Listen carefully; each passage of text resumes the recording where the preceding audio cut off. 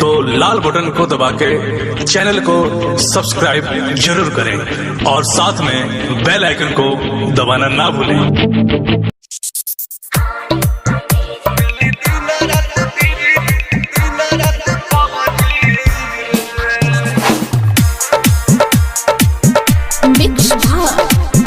Recording studio मठिया मोड़ कंचन इब्राहिमपुर।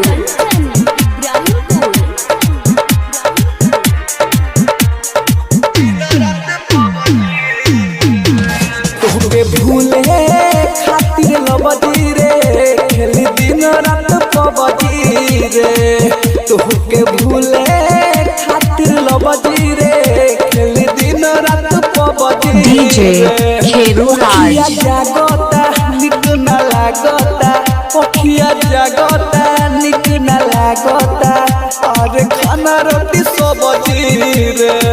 तोहके भूले खातिर लबदी रे खेल दिन रात पबजी रे। तोहके भूले खातिर लबदी रे रोज खेलता नि पबजी रे। अब कब के छोड़बे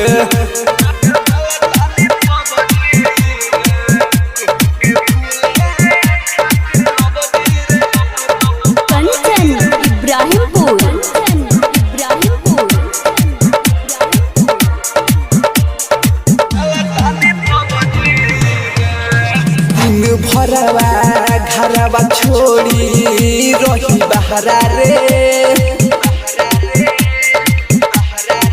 हो प्यार कोई के धोखा दी होले जखम गहरा रे।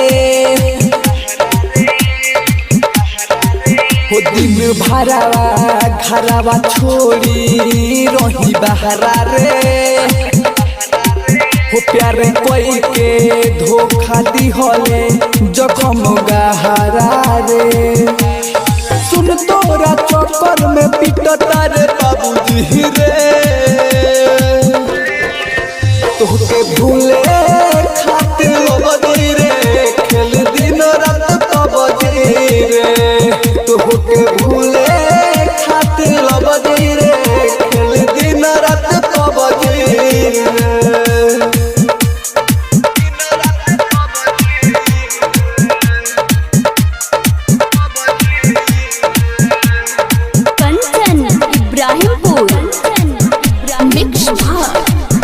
रिकॉर्डिंग स्टूडियो मठिया मोड़।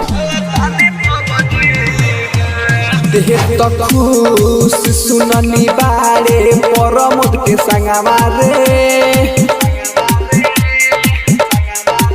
होवा के देखू डीजे खेरू राज नीलकंठ 9123222971। खुश सुननी बारे परमोद के संगवा रे।